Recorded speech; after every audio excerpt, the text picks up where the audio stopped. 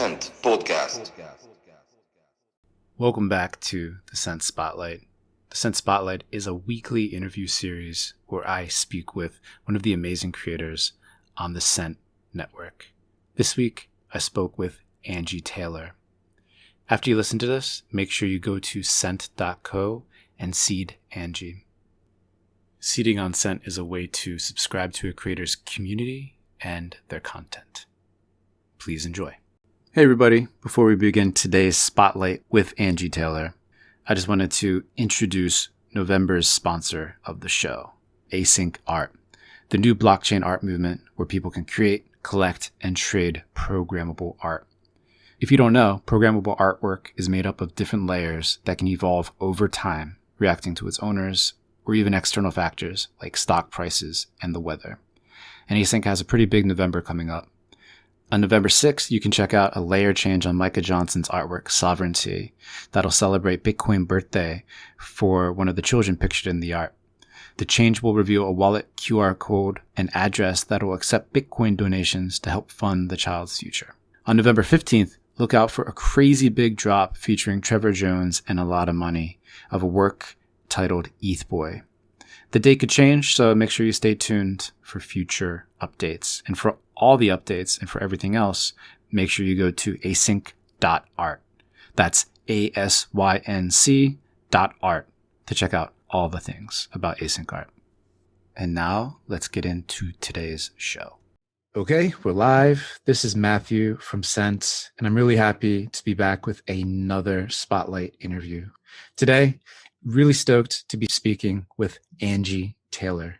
For those of you in the crypto art scene, I'm sure you are very familiar with her super 80s classic punk vibey aesthetic. If you've been in the scene much longer, you may have come across some of her tutorials. She's an Adobe wizard and a teacher, in addition to being an amazing digital and VR illustrator and sculptor and artist. So really excited to get into all the things with Angie, especially what the classic punk aesthetic means to her and what originally inspired her. So without further ado, would like to welcome Angie to the show. Thank you. Really nice to be here. I love listening to your shows, and it's a real honor to be here and be part of it. Always love to hear that. And really excited to have you here. So to get started, I think it would be really cool if you could just give a quick introduction to our listeners out there. Tell us a little bit about who Angie Taylor is. Okay. Funnily enough, you're one of the few people that's actually described what I do pretty perfectly. Most people get it wrong. A lot of my friends say, oh yeah, that's Angie. She's into IT. Because they just... Oh, wow. Because they know I work on computers. So they just say, oh yeah, she's into IT, or she's a web designer, or, they get it wrong anyway. But yeah, my name's Angie. I studied as a fine artist, doing sculpture and painting and drawing. And then kind of got sidetracked into a career in motion graphic design. And now I'm massively into Cryptoart, making animations, sculptures and paintings and illustrations, and selling them as NFTs. Yeah. And well, going through your portfolio, or rather it's not even a portfolio, it feels like a filing cabinet. You've done so much throughout your career. And I always love to hear the creative journey of the people that I interview on the Spotlight. So I'm curious if you can take us back, and like from when you were first struck with the creative bug until I guess today in crypto art. I would love to hear that journey in your own words. Okay. Yeah, I mean, I've drawn from an early age. Ever since I can remember, I've drawn. And I think the time that I realized I wanted to be an artist was when I was watching my elder brother draw. And he was a really talented, or still is, a really talented draftsman. And he used to draw these amazing, photorealistic drawings. And I was probably about 7 and I was watching him do this amazing drawing. And I was like, that's what I want to do. I want to be an artist. And from that point on, that was all I ever wanted to do. So I kind of had difficulty at school. I've got ADHD and Asperger's, which I didn't know at the time, but it made it very difficult for me. So I kind of failed the exams that I needed to go to art college the first year. So I had to stay on an extra year, eventually got my qualifications, got into art college. Between school and art college, I went to Jamaica for a few months, just under a year, lived there for a bit, hanging out on the beach, learning how to do sculpture and wood carving. And that was quite a big influence on me. And then when I got to art college, I wanted to continue that work, but kind of take that kind of primitive, naive art style that I'd learned in Jamaica and kind of fuse it with the kind of punk element, which was really massive to me. So, you know, punk, when I was a kid, I was like weird. I had fuzzy hair. I used to get called names at school, had a squint eye, wore glasses from the age of 2. So I wasn't really accepted at school. And when punk came along, it was like, oh, you can be anyone you want, you know, and the weirder, the better. So I kind of felt like I'd found my family then.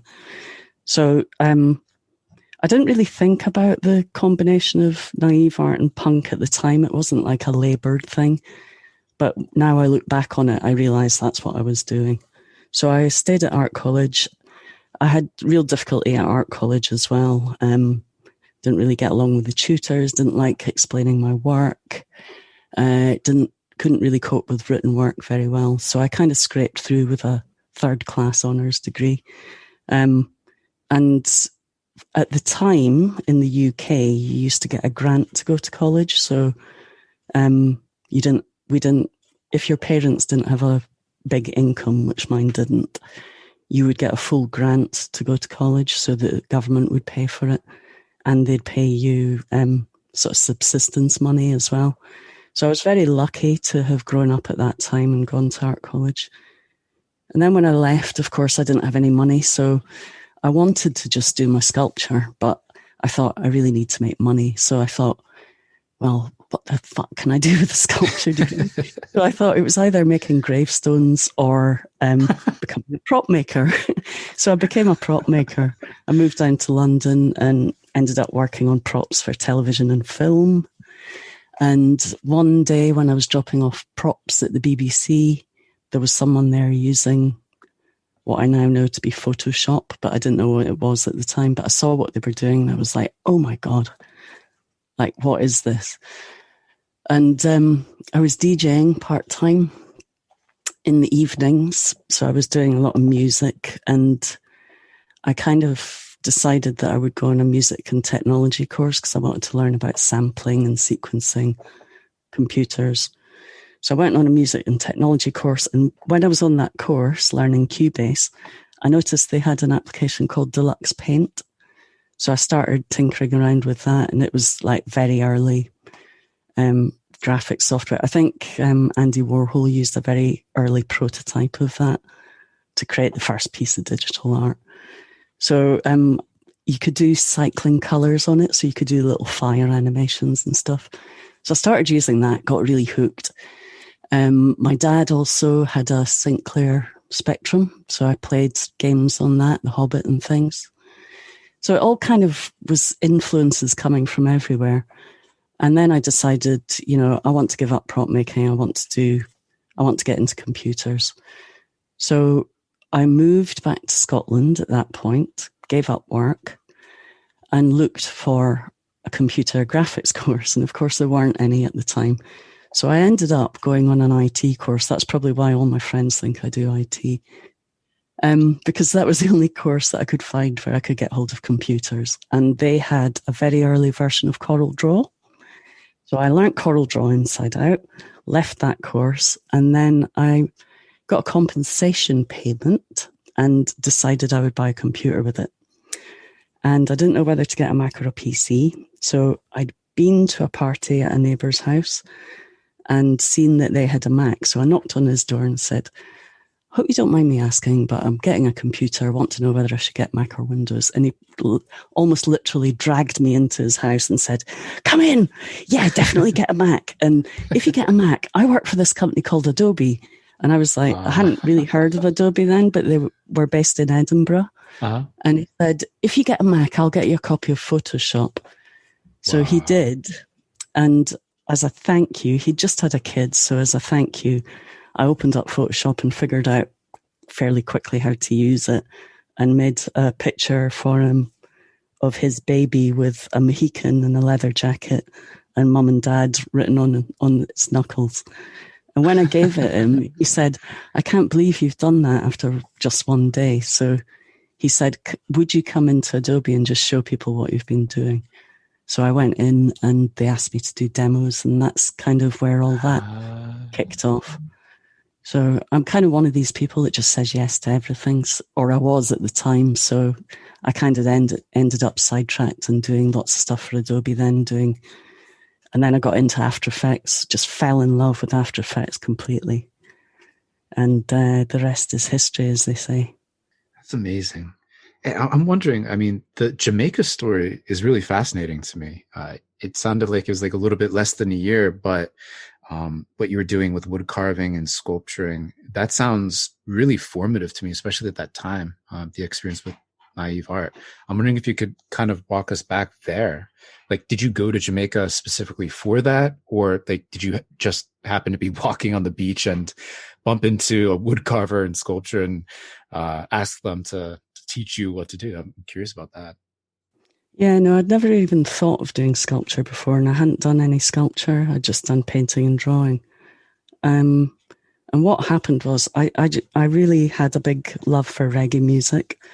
And my mum left us. She left home when I was about 13 and met this guy who was really quite wealthy. And he said, oh, I'll take you to live wherever. I'll take you on honeymoon wherever you want to go. And Mum said, oh, I don't know where to go. I said, go to Jamaica, because I'd always wanted to go there. And she went, oh, Jamaica, what's that? So she ended up going on her honeymoon to Jamaica. Anyway, while they were there, they fell in love with Jamaica, and he bought her a villa out there, which was just unreal. I mean, I was living in Scotland in a kind of 1-bedroom flat with my dad and my little brother, and my mum's in Jamaica in a villa by the beach. It was just bizarre. Anyway, she said, when you finish school, you can come out. So I kind of got a job after school and saved up, and they gave me some money towards it. And that's how I ended up going there. And when I was there was a guy who was kind of doing some work for my mum at the house. And I really wanted to find somewhere where I could buy some grass. So I said to him... I knew it. I said to him, please don't tell my mum, but do you know anywhere where I could buy some grass? And he went, oh, I'm going to tell your mum. And I was like, no, please don't. And he went, I'm only joking. So he ended up coming round the next day with like a huge carrier bag full of like the most amazing grass. And we ended up chatting, and he was saying, what are you into and all that? And I was saying I was into art and stuff. And he said, oh, I do sculpture. And I said, oh, what kind of sculpture? And he said he did wood carving. And he took me to the market where he sold his wood carvings and showed me them. I just loved them. And I was like, could you teach me how to do that? And he was like, yeah, sure. So we'd just go, like, it was brilliant. It was absolutely idyllic. I'd get up in the morning, I'd grab a red stripe from the fridge, grab my pack of Craven A's, which were the cigarettes that I used to smoke out there, pick a couple of mangoes off the tree and go and meet Roy on the beach. And we'd sit on the beach and get stoned and do wood carving and swim and look at the fish and the coral. And it was just amazing. And I kind of said to myself, if I get into art college, I'm going to go back to Scotland. If I don't get into art college, I'm going to stay in Jamaica for the rest of my life. And I got into art college, and it was kind of bittersweet. And I always said, I'm going to come back as soon as I finish art college, but I've never been back. And in a way, I don't want to go back because the memory of it is so perfect. And I know it wouldn't be the same now. Yeah, that sounds about as perfect a memory as you could imagine. That's so cool. And well, that kind of leads me into talking or asking rather, like the aesthetic that I associate so much with, especially the work that you're sharing and publishing on the like super rare and rareable is obviously of this classic punk early 80s aesthetic. And I'm just curious, like that time period, that aesthetic, that feeling, and the music I'm imagining, like, could you just tell me what all of that means for you? Oh, it means everything to me. I mean, I still, every time I listen to that music, the stuff that I was into at the time, the hair still go stand up on the back of my neck. And I just want to, dance. And it just, the energy of it and the rebelliousness of it. And I don't think people can really understand how groundbreaking it was at the time, because there was nothing like that at the time. Especially in the UK, everything was very grey and staid, and progressive rock was really popular, and disco, which I love disco as well, by the way. But it was kind of like, I don't know, it was just dead. And you couldn't be creative without having lots of money or being in the right kind of place. So even, musically and art wise, you had to either have a lot of money and a lot of connections to be in the art world. A bit similar to how it was before Cryptoart kind of hit, I think. So, and also just equipment wise, you couldn't really even print anything without, paying lots of money to take it to a printing press. There weren't computers, so you couldn't create things easily. So punk really revolutionized that. Everyone kind of knows about the music, but also art. A lot of people were making fanzines, which were kind of magazines made by cutting up old pictures and letters and pasting them together and then photocopying them. And you'd literally photocopy hundreds of them and take them around to clubs and hand them out. And that was how people knew what gigs were on and stuff, because none of the music press were actually advertising it at the time, because everyone was like, a bit like Cryptoart, oh, this is rubbish, it'll never last kind of thing. What a racket. People used to say, oh my God, how can you listen to that music? And it's a bit similar to, glitch art now. People are like, oh my God, that's crap or rubbish or whatever. And it's like you have to be educated into understanding the aesthetic of it. And that happened with punk, with the music. Eventually people got into it and they saw the value of it and the creativity of it. And there's quite a lot of parallels. But yeah, it means everything to me. One of the most important times for me was when I went to see the Slits, who were like probably my favourite band ever. And I went to see them in Aberdeen in, I think it was 1978 or something, with the pop group. I think I was 14 at the time. And we had to kind of forge ID cards so that we could get in, because it was 18 and over only. I've actually got the poster of the gig on my wall and I'm looking at it at the moment, and it says, Aberdeen, Monday 14th of April, tickets £2.25 from record shops now. And I ripped down the poster and I've still got it now. But anyway, it was such an amazing gig, and I was at the front and the lead singer grabbed me and pulled me up onto the stage, and I ended up singing with them. And at the end of the gig, they said, come on a tour with us. And I was like, oh my God, the Slits have asked me to go on a tour with them. I then found out that they do this to everyone. Oh. But anyway, I kind of thought, oh, I'd really like to go on tour with the Slits, but I've got my exams coming up and I really want to go to art college. So again, it was one of those like, should I go with the Slits or should I go to art college? And I quite often think back about, what would have happened. But I ended up working with the Slits in later life. We met again in the kind of early 2000s, and I did some work with them then. So yeah, that was probably the most amazing. And another amazing experience was being at the record shop where Susie and the Banshees had the infamous argument and split up. So that was quite a groundbreaking moment. So I felt like I was there at certain points in history of punk, which was quite exciting. During the actual argument that led to the split? Yeah. So basically, they were playing that night in Aberdeen, and they were doing a signing at the record shop during the day. So I'd gone along, and their album had just come out, The Scream, which was their first album. And there was a drummer and the bass player who were kind of art college kids. And then there was Susie and Steve, who were kind of suburban kind of kids, street kids, I suppose.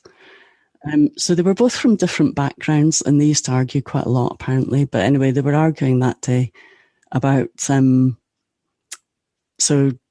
the bass player and the drummer had put the Slits album on, and Susie was arguing, saying, "You need to put our album on because we need to sell it."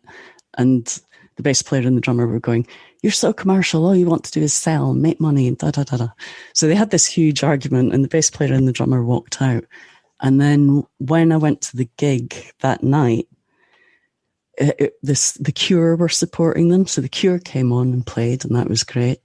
And then Susie came on stage and said, "We can't play tonight because the drummer and the bass player have walked out." And the crowd just went mad. So she went off stage and then came back on again with Robert Smith, and they did a version of the Lord's Prayer that was about half an hour long, which was amazing.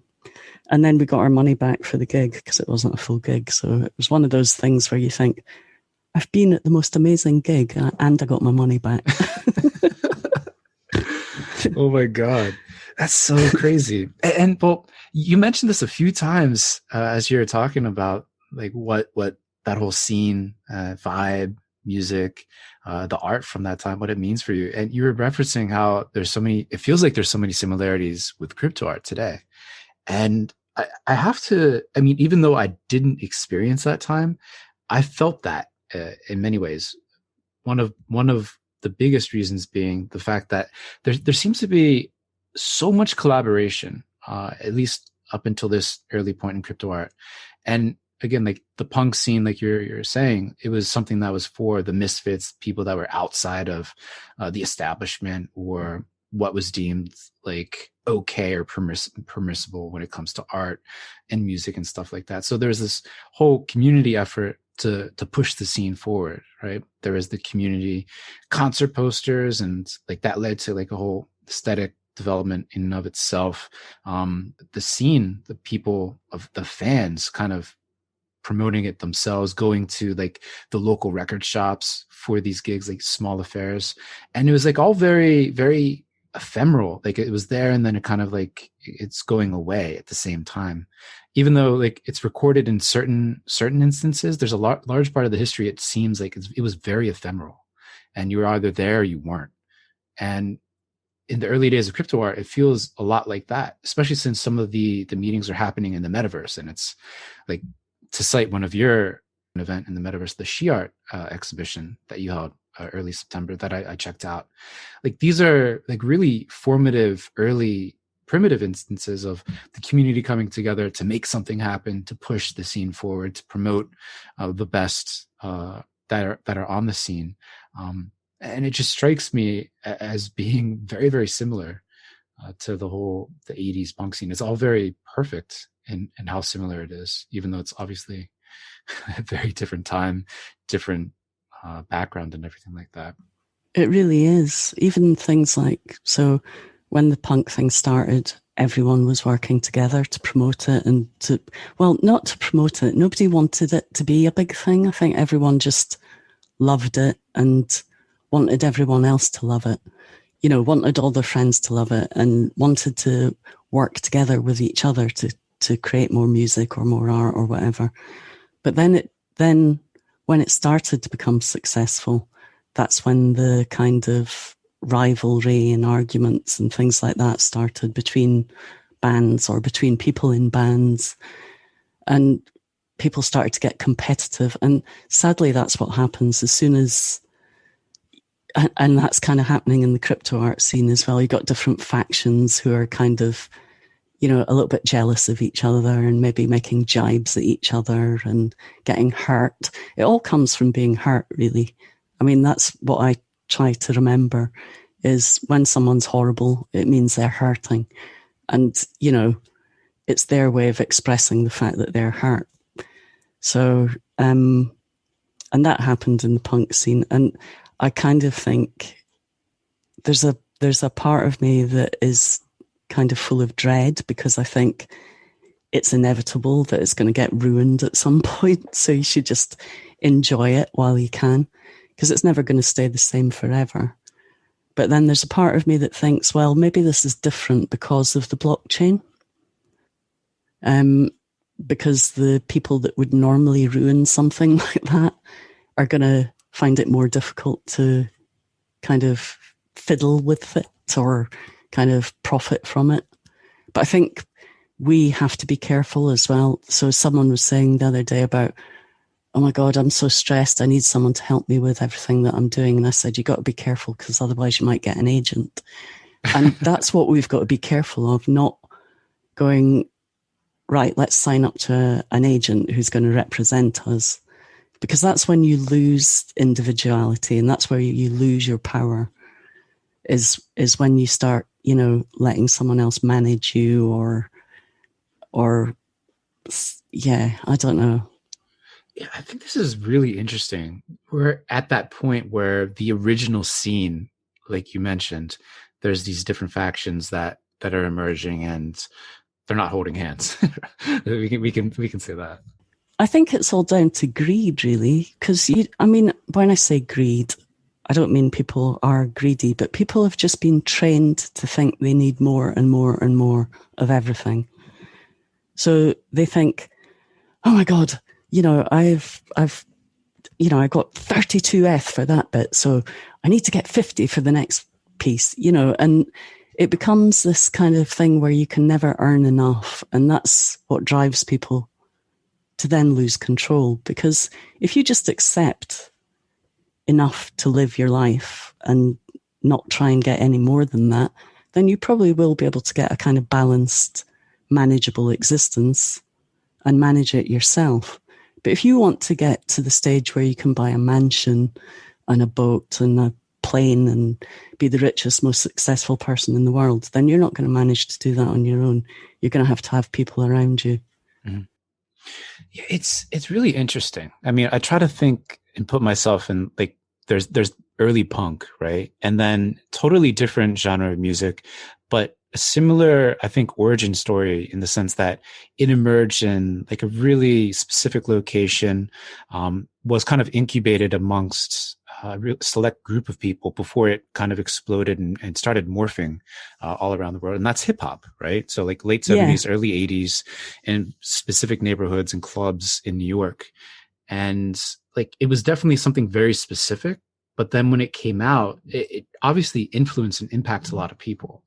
And even if like the original, the founders of it, of hip hop and the original participants, like their style obviously kind of was left behind, but the spirit kind of lives on in many different forms, even if like the symbols that are discussed and talked about, the focus may have drastically changed from when it started. Like the spirit is what's kind of interesting to me. And even though like from early hip hop until now, you can see the spirit live on. Punk too. I'm not so much a student of the history of punk, but I do know that like through the decades since the original classic punk emerged, there's been various forms of punk arising. Yeah, just the spirit, I guess, is an interesting part of the art to focus on, even if the original shape form changes and morphs over time. Yeah, there was a lot of similarities. I think hip hop, in a way, has a richer heritage to draw from as well, and I think that's why it's kind of stayed fresh and exciting, and I think will be around forever. Whereas punk, I think, sort of drew from a limited set of resources. So it's almost like as soon as people became accomplished musicians, they were no longer kind of considered punk, I suppose. And I think the other thing about hip hop is it's kind of spawned all these other genres like, garage and drum and bass and, all sorts of other types of music that have kind of come from hip hop. And I guess in a way that's worked the same with punk, but I suppose punk is I think punk could only happen at that time. And I think as soon as that time ended, I think anything that was made after that wasn't really punk. It didn't feel like punk. It felt like a kind of caricature of punk in a way. Mm-hmm, mm-hmm. It's interesting. I mean, so after talking about these two things, I'm wondering if Cryptoart's more or less like hip hop than punk, even if there definitely are some very distinct punk attributes to a lot of the aesthetic, or at least feeling and emotion alive amongst a lot of the crypto artists on the scene. It's definitely really interesting. It is, yeah, fascinating. But I really wanted to talk about your She Art exhibition that you put on in CV. And then to kick that off, I just wanted to share my own experience when I popped into Cryptovoxels during that time and was looking at the artists that were exhibited there and the pieces and work that were on display. And that's when I had seen it before, your work, your sculpture entitled "The Day the World Turned Dayglow." Oh yeah, I had seen it on Super Rare, but just like the 2D picture image, and I'm like, okay, that's pretty cool, and kind of like scrolled through it. I had not been aware that it was a proper VR sculpture until I popped in to your She Art exhibition and I saw the 3D globe, the voxelized version. Yeah, and you can see the car going around the globe, and I'm like, oh my god, what is this? And I was able to see it much clearer, and I was just like kind of blown away by that. And it was just perfect. I just want to say that work is so cool. Thank you. That's one of my favorites, actually. The Z owns it now. Yeah, that's right. And I'm just wondering if you could talk to us about like how you found crypto art, and then the Cryptovoxels in the metaverse, and then how you've come to kind of set up your presence in the metaverse. I'm curious in that part of your journey.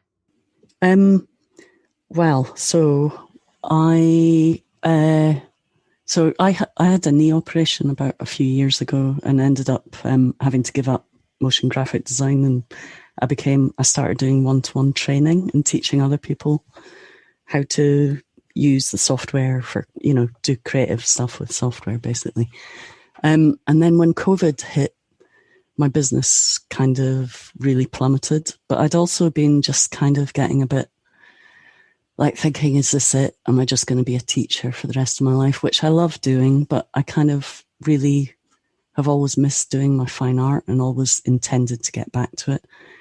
But I'm like 57 now, and I was thinking maybe I'm never going to be able to be an artist. And then I was on Twitter one day, and Algomystic is an old friend of mine from the old software conference days, and he'd posted something on Cryptoart, and I was like, what is this Cryptoart then? And he said, oh yeah, it's great, check it out. And I looked at Super Rare and I looked at his work, and he told me that he'd earned money from posting it. And I was like, do you know what? I should just give it a go. I've got nothing to lose. I don't really know anything about it, but I'm just going to do it. And I kind of thought, if he's doing it, I kind of know, like, he's super intelligent, and I respect him and admire him. And I thought, if it's good enough for him, it's good enough for me, kind of thing. So I tried it without even really understanding what I was doing. But I thought, if it's a way of just uploading my art, that's fine. So I'm trying to remember what I used to learn how to do it. I can't remember. I think, was it Art Gnome? I think there was a blog somewhere where there was like, okay, you need to do this, and then this, and then this. And I think the people at Super Rare helped me as well. Zach at Super Rare was super supportive. I sent in a video to Super Rare of me holding my old wood carvings saying, I want to make digital versions of these and sell them. And they got back in touch with me and accepted me as an artist, and I'll always be eternally grateful to them for that. And yeah, that's kind of how I got started. And I started because I wanted to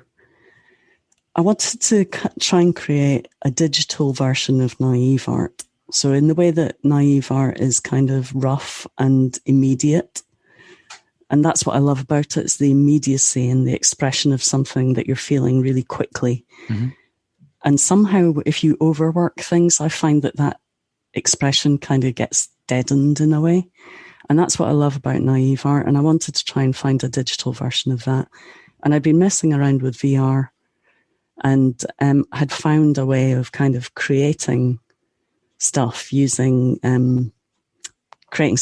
hulls that looked really blocky and carved. And that's what I was trying to do with my sculpture at the beginning. When I first joined Cryptoart, and the first few pieces I did were in that style. But then I had a bit of a panic attack that people didn't like them.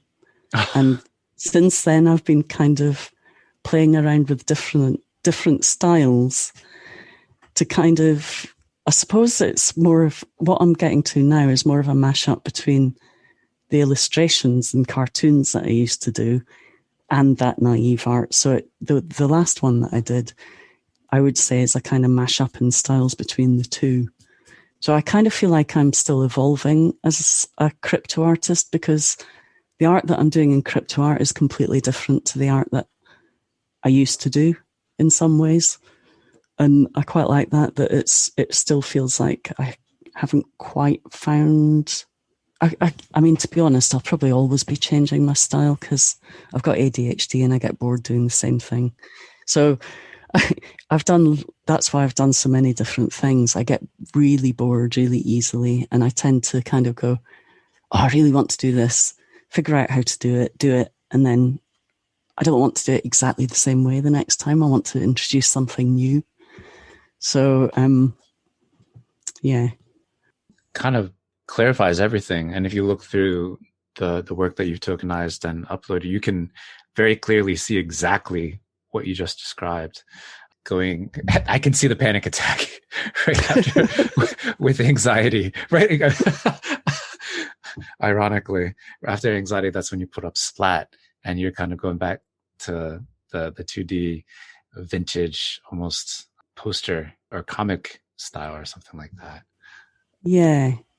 I think what I wanted to do was like give life to my old art. So what I've been doing is taking pieces out of the fanzines and I'm actually redrawing them. So they're drawn, although it's the same image, it's been brought up to date with new inking and stuff like that. Mm-hmm.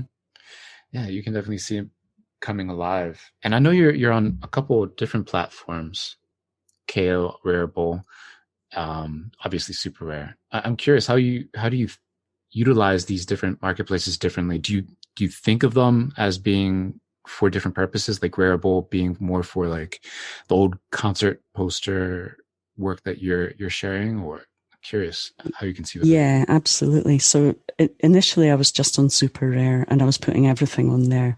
And then I realized actually it's not good to kind of mix the different things, I don't think.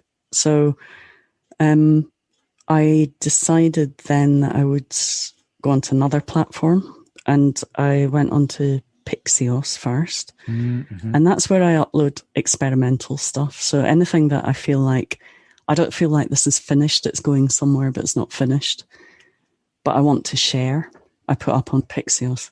And to be honest, I'm not really wanting to sell on Pixios at the moment. I just want to have a place to put those ideas. I mean, if they sell, that'd be great, but if they don't, but then Super Rare, I kind of want to keep for my digital paintings because I think they fit better on Super Rare than the sculptures. The sculptures don't seem to do as well there. So, and then I've just started with Known Origin, and that's where I want to put my animated 3D stuff is on Known Origin.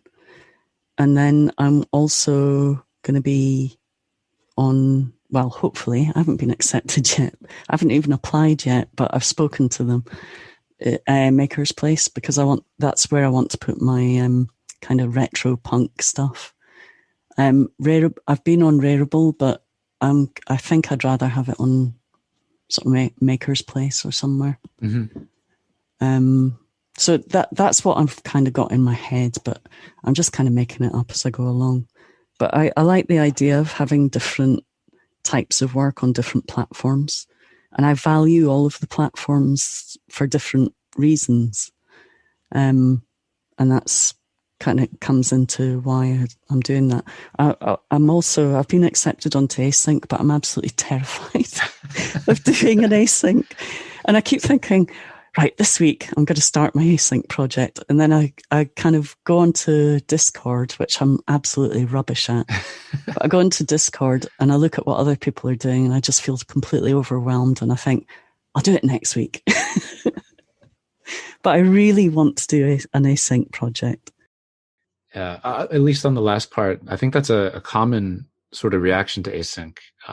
There just seems to be so many different possibilities for what you can do when it comes to like programmable art that a lot of, I was talking with the team, a common reaction is exactly what you described. It's like, I'll do this next time.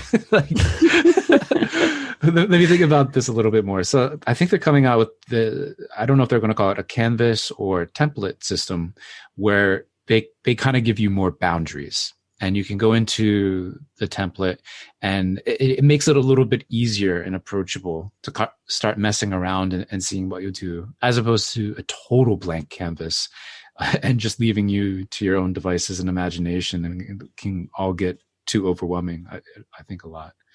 Yeah. So that's one thing for async. And then I think your approach in treating the different marketplaces and platforms differently, like Pixio's for your blockchain notebook of sorts, and then using the other platforms for different, I guess, types of art that you're doing. That's something that I'm seeing more and more artists start to do.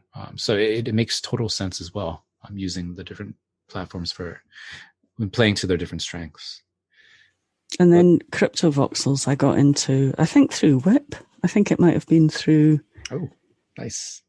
And that was the next question I wanted to ask you about. Like, what do you think, or what do you make of these blockchain-based VR worlds? Like, where are we going? Like, what is this metaverse thing that we're starting to talk about and hear more about? I love it, and I find it very exciting. I went for crypto voxels because ease of use and ease of entry for anyone. So, you just got to go onto your browser and enter. You don't have to install any software. I like limitations. So I liked the idea of learning how to sculpt with voxels, because I'd never really done any voxel-based sculpting other than, Masterpiece VR and Medium, which are more kind of clay-based. But I'd never done kind of limited voxel sculpting before. So I liked that idea. And also it seemed more punk than the other ones. Yep. A bit more cut and paste and anarchic. And I liked the fact that it was just one person who had made it and was still really approachable. And I don't know, it just appealed to me. So I got what I tend to do is I get completely fixated and obsessed on something for a while. So when I got into crypto voxels, I was like, right, I need to get a parcel. I want to decorate everything. I want to learn as much about it as I can and immerse myself in everything. So I kind of got my first parcel, started decorating it, putting my artwork in it, making voxel sculptures. And that was just everything that I was doing. And I ended up not creating any of my other art because I was so busy doing crypto voxels. But then I started going to a couple of events, and to be perfectly honest, I found the technical difficulties put me off a little bit. Yeah. I could never get the audio working, and even in Discord, I couldn't find the right link. I kept clicking on links and it would open up my browser. And I was like, I still can't hear the audio. I've clicked on the wrong link. It was just, and I'd end up thinking, do you know what? I'm just going to give up. And then the times that I did get it to work, I found that I was just kind of doing what I do in real life, which is standing in the corner and nobody speaking to me. And I thought, I want there to be more communication between avatars inside the metaverse. That's what I think is missing. So I'd like to be able to go up to people and just start talking to them, but it feels like that's not etiquette, that you don't do that. And anytime that I've done that, people just suddenly disappear. So I'll go up and I'll go, hello. And then suddenly they'll just go, poof, they've gone. And I know it's probably shyness, because I suffer from shyness as well, massively. And it's weird because I thought, so I'm not shy on talking one-to-one with people like I am with you at the moment. But when there's like a group of people, that's when I just can't deal with it. And I kind of, when I was going out and stuff, I used to drink to cope with my shyness, drink and take drugs and just numb it. And then I became this extrovert, which I wasn't really, but that transformed me into an extrovert. And I kind of thought, when I go into the metaverse, I'm not going to have that shyness anymore. I'm just going to be this different person. But I was exactly the same. I feel really shy. I don't really know what to do, and I feel a bit lost. So, although I love them and I love the idea of them, I still haven't quite figured out how to be in that place, and how to, and sometimes it can feel a bit exclusive. So if you're not part of the right gang, and that's the same as like clubs and stuff, you know, you go to a club and, you know, there's the it crowd that are sitting in one corner. And if you're not in that crowd, you kind of feel a little bit anxious about getting involved and chatting. And so there's all that kind of anxiousness that I have about social things that kind of comes into it. But I love the creative possibilities of it. And I love doing events in the metaverse, and that's the same as real life as well. Like, I hated going to clubs and just being at a club as a participant, but I loved DJing because I had something to do. So I had something to do, and it was creative, and I could just concentrate on that. I didn't have to look around and think, oh, who should I talk to? What should I be doing? Which is what goes through my head when I'm not doing something. So when I did the She Art exhibition, because I was doing the music and making sure everyone was okay, I really enjoyed that night. The party that we had there, I loved it. But when I've gone to other events that other people are organizing, I get kind of anxious, and that whole insecurity thing comes back. Mm. A lot of what you said really resonates, particularly some of the shortcomings, I think, with a lot of the in-world experiences and events. Even the whip, I mean, it's fractured across Discord and CV right now. The ultimate state, at least in the short term for me, would be bringing those two elements together. So you can be in world, you can see what people are chatting and in that kind of grand Discord chat. And then if you're in Discord, it's just an easy way for you to kind of pop into CryptoVoxels. You're not kind of just in this totally separate place. And then when that happens and you don't need to be flipping between two different windows, you'll have more ease of being able to interact with people. Because now it's like, I don't know where to interact with people. It's either I can do it in Discord or I can try to do it in CV. But since people are in their two separate places, it's kind of broken, that experience. And the magic of the metaverse is that like proximity-based interaction and the immediacy of that. And then being behind the avatar, having those inhibitions lowered, at least for me, that's the feeling that I originally got. It's just much easier to interact with folks, but seeing as the experience is a little broken, that possibility or that potential is a little bit inhibited at the moment.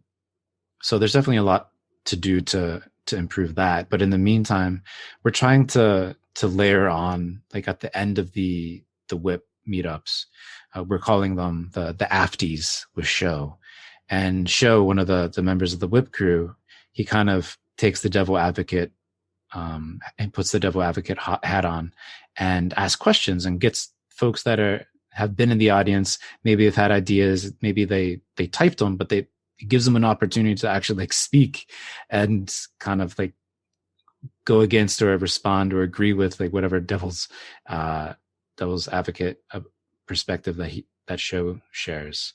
So I feel like a lot of people are sticking around longer for that. And the magic in the metaverse for me really, really are those social experiences, those social sharing moments and stuff like that. So hopefully we get there. And then after we stop recording, I'll walk you through Discord to make sure that your audio is properly set up so you can actually that'd be great. Enjoy and hear what people are saying as it's intended. So one thing that actually happened one day was I tried to go into another thing that I tried to do was go to VR chat to do something. Oh yeah. And I couldn't get into the place that I was trying to get to. So I kind of gave up and I ended up in some room with a bunch of mental kids. There's a lot of mental kids in VR chat. Yeah. And they were all running around, like all these avatars just running in circles. And they were going, hey, pass it over here, bring that car. And I just heard all these voices and I thought, this is what I want. Everyone was doing something. Everyone was playing. And that's the great thing about kids. When you get a bunch of kids together, they don't just stand there against a wall and look at each other and think, what do I do? They just go and find something and start playing. And I think as adults, we're not used to doing that. So, and I think that's the key is having something to do. Well, for me, having something to do. Like if I'm nervous, I'll pick up, I have Play-Doh. I don't know if you have Play-Doh where you're from, but it's like, toy putty. So I have little tubs of that dotted around. And if I'm talking to someone and I get nervous, I just take that out and start playing with it. And I think that's a great thing about kids. They just start playing and that breaks down lots of barriers. And maybe we need to do more games and things like that to kind of break down barriers. At the She Art opening, we all ended up doing mouse dancing. So like, putting the crypto voxel dance thing on, but then also doing spins with the mouse, like sort of, and trying to kind of time it with the music. And I ended up dancing with, I think it was Squiddy, Defiant Squid. Right, Defiant Squid. I think we ended up because I ended up putting on like old punk stuff like Ian Jury and lots of old punk things. And I think we were the last two dancing. It was like at the end of the night when everyone else has gone home and we're still mouse dancing. Oh, Metaverse. But I mean, to your point, I do think we need more virtual Play-Doh and a world like the Sandbox, which is based on gaming and things like that. I'm really excited for that because the real magic, I mean, it's not like every whip, every moment is magical. The thing about the whip that I like, and I think a lot of other people like, is there's magic moments that you need to be there for. And each whip usually has them in some form. Some have more magical moments than others. But when we have the community events where even if it's like stupid and cryptovoxels because there's like no real game engine or you can't really script that much, like jumping from platform to platform without flying, trying to get to some like endpoint and making a race out of it. It's been crazy to see how fun those basic experiences are. But in a world like the Sandbox, which will be designed for games and will have a lot more like interactive elements, taking the whip into the Sandbox and letting people kind of play around, have their games, have their fun while they're listening to these updates. It feels like that's perfectly like tenable and doable. And for the participant's perspective, to me, that seems like a much more rewarding experience than kind of floating around or hovering over other people or standing in the corner in a Cryptovoxels. As cool as Cryptovoxels has been, it definitely feels like an evolution is in order at this point as people kind of get used to the tools and they start to want to do a little bit more and experience the world in a more richer context. Yeah, absolutely. I bought some Sandbox parcels. I think Harley S kind of told me Buy some sandbox parcels. They're selling them cheap. At the beginning The when it early was in pre-sale. beta. Yeah, so I got some, thinking I've got no clue what this is, but I trust him, so I kind of got them, and I'm really excited about it. But I do think Crypto Voxels has got that potential as well, definitely, and the creative side of it. Have like voxel building competitions and things like that. I think would be great. And it feels like, just like the marketplaces you mentioned and how you're going to use them for different purposes, a lot of these blockchain-based VR worlds, they're going to have different strengths that people utilize them for, and they can go between. Yeah, I mean, I'd love to have a space on each of them, but then you think, oh, then I'll have no time for anything. And I really like Somnium Space. I love the landscape, and some of the art looks great in there. And I love the atmosphere, and the audio quality is really good and things like that. But any of the events that I've been to, I've really not enjoyed the music because it's been very kind of psy-trancey kind of music. Right. I'm not really that into.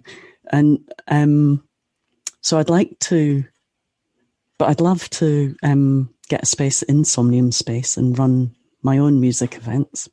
Something like that would be great. But then I think, actually, if I do that, I'm not going to have time for my art.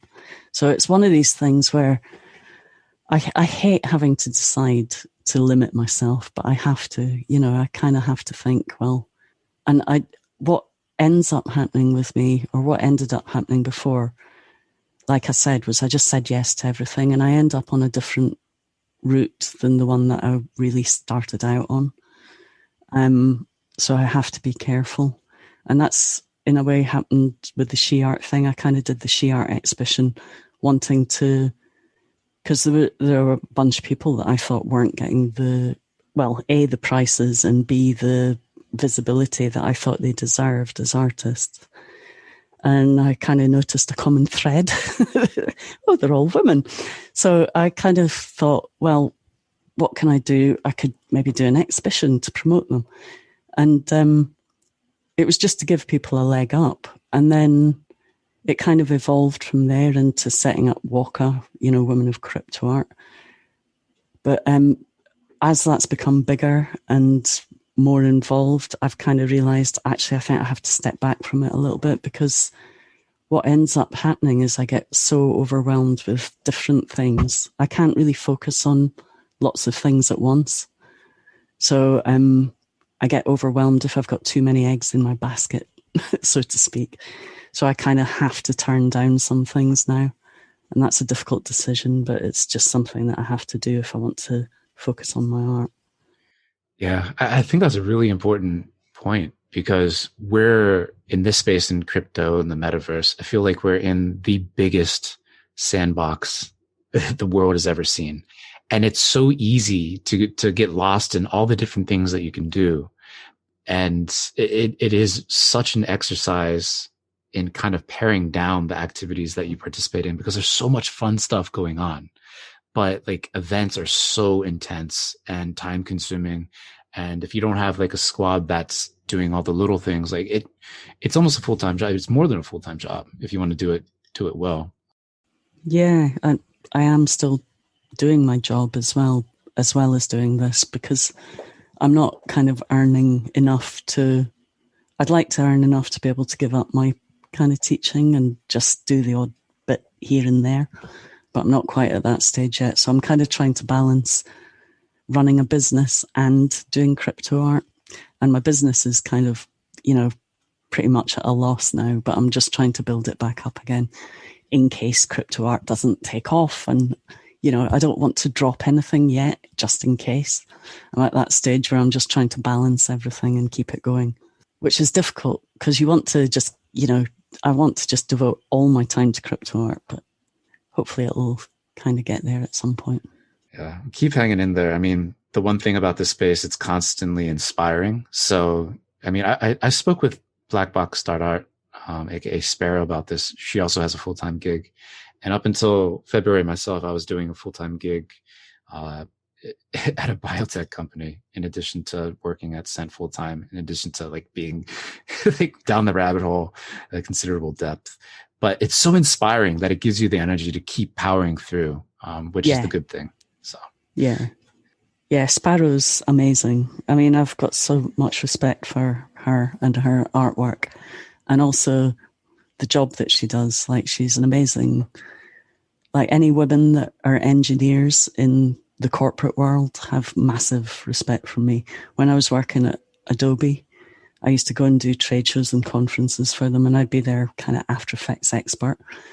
And I'd get guys coming up onto the Adobe stand and they'd go, I want to talk to someone about After Effects. And I'd go, I can talk to you about After Effects. And they'd look at me kind of and go, no, you're all right. And then I'd see them sidling over to some man who was, it was usually a marketing person that they'd be going to talk to.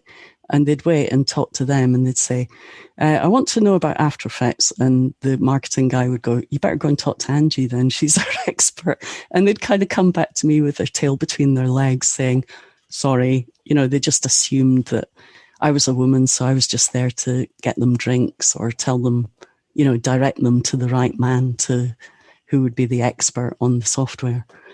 So like, I've got huge respect for any women that work in the corporate world, particularly in a kind of traditional male role like engineering. So yeah, I think Sparrow's amazing.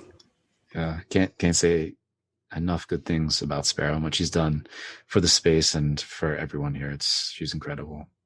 And I'm curious. The one of the ways I like to wrap up the conversations is to kind of go through my guests' digital wallets and see who they're collecting, or if they haven't started collecting, like which artists in the space they really admire. I'm curious if you could tell us what's either in your wallet, who you've been collecting, or if you have enough ETH, who you would love to collect. Oh God, there's so many that I would love to collect. I'm very proud to have a couple of Miss Al Simpsons. I love her work, yes. And she's one of the people that, when I saw her work, I thought this is the right place to be, because I loved what she was doing. And a lot of my difficulty is I don't know how to pronounce people's names as well. So I kind of... a common thing in the space. When we just read people's names and we usually don't hear other people say. I haven't bought that many. I've got one Pranksy. Mm-hmm. I love Pranksy, huge respect for Pranksy, and would love to collaborate with Pranksy. Well, there's about 1 million people I'd like to collaborate with. But, right. But yeah, I've got one Pranksy, which is Baz from Happy Mondays. I just had to buy that. I have a couple of pieces.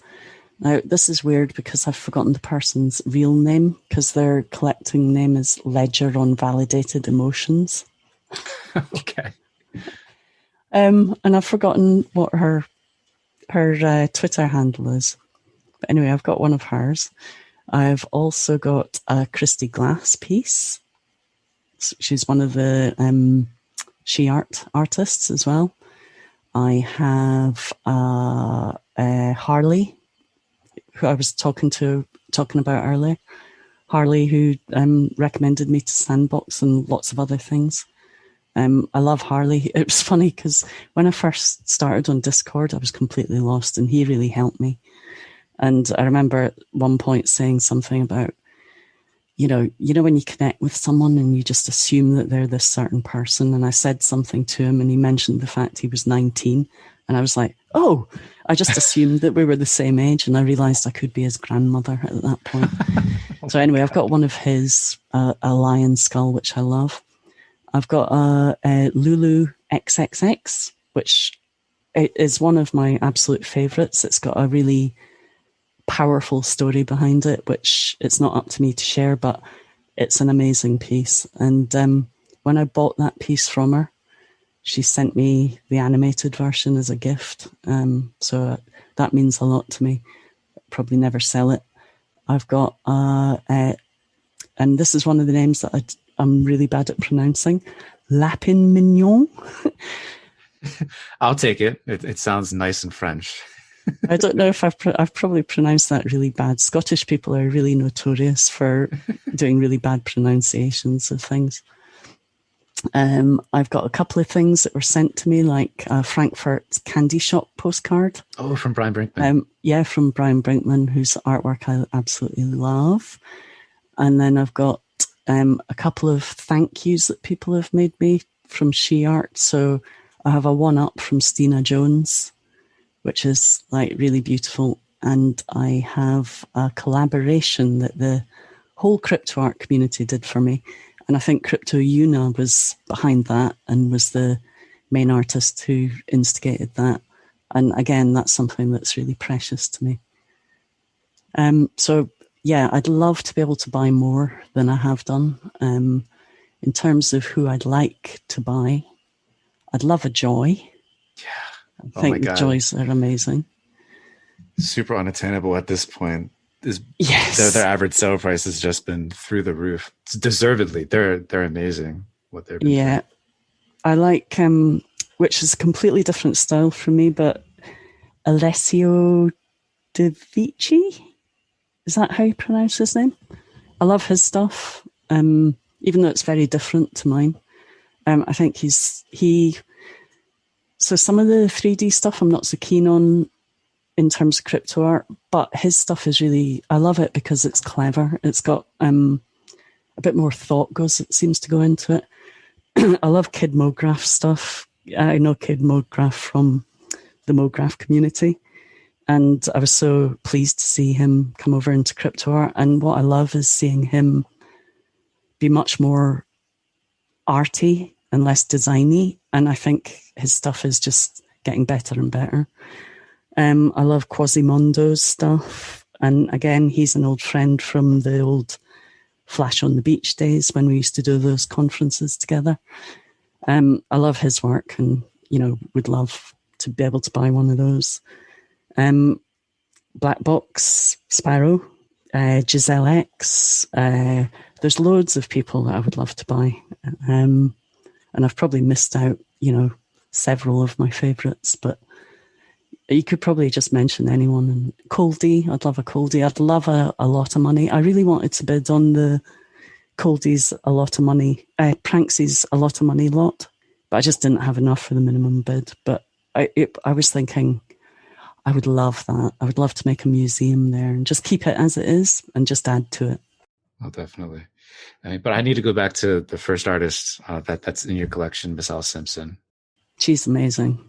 I always love to meet like collector buddies, like people that have the same artist in their own collections. And she was one of the first artists that I collected, and her Old Money Corrupts series was really one of the first works that caught my eye to begin with and kind of pulled me down this crypto art rabbit hole. She's amazing. Like her whole aesthetic. I couldn't believe when I found her pieces, like they were still on sale. You know what I mean? I love her art, and yeah, she's incredible. I know, and she's so prolific. The amount she produces, and she's so like nails things as well. Every now and then I'll just look at one and go, wow. And the ones that I bid on, I thought, I haven't got a hope in hell of getting these, but I got them. And I think she must have been generous on that day, giving me them for what I managed to buy them for, because they're worth a lot more than I offered. And I was gobsmacked that she actually accepted them. And I love Nori, her partner Nori. I love his work as well. Yeah. Trevor Jones was also like, yeah, obviously his stuff is out of my league in terms of buying it, but I really liked what I saw on his website when I was looking at Cryptoart at the beginning, because he did a piece on his brother that had, I think, a brother or a friend who had passed away, and he'd done a painting about that, which I thought was really powerful. And actually I prefer that to some of the stuff that he has made huge sales on. I think some of his unsold work is more powerful. And he was really helpful to me when I started. So yeah, I feel like I want to mention his name as well. Totally. Yeah. Trevor, he has a lot of great information for new folks coming into the scene. I like his checklist. It's really cheeky. You need to have wine, could help or not. I feel like that is helpful. Blackbox.art has a great a great series to onboard folks. Jason Bailey, aka Art Gnome, has great resources. And then recently, I think DCL blogger Maddie, his video compilations, great resource for anyone that's coming into the scene or curious of where they should look to get all the information that they need to know to get started. And all those people that just rattled off are excellent examples there. I've just done one as well. So it was right. I started working on it, but then I saw what DCL Blogger had done, and I thought, actually, there's no point in trying to recreate that. So what I did was just a more conversational, here's an intro, and here's where to go and look for everything else kind of thing. Exactly. It was the intro, and then you tossed it over to Maddie's side, right? Like, just go there for everything else. Yeah. Exactly. Yeah. That's perfect. Well, I know I want to be respectful of time, and we do have a Discord tutorial to get into right after this.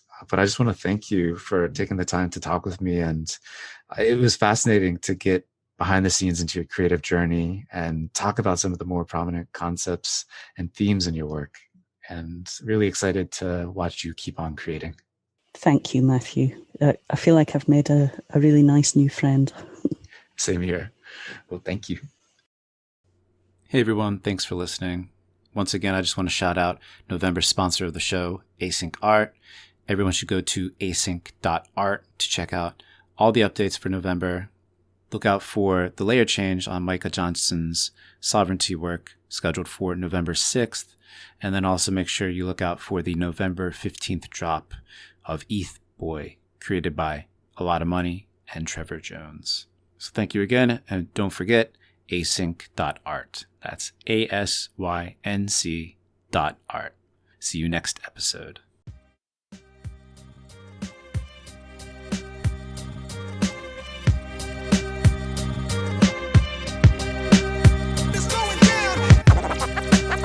Send podcast.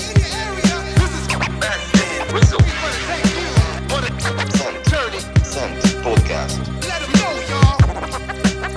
Send podcast.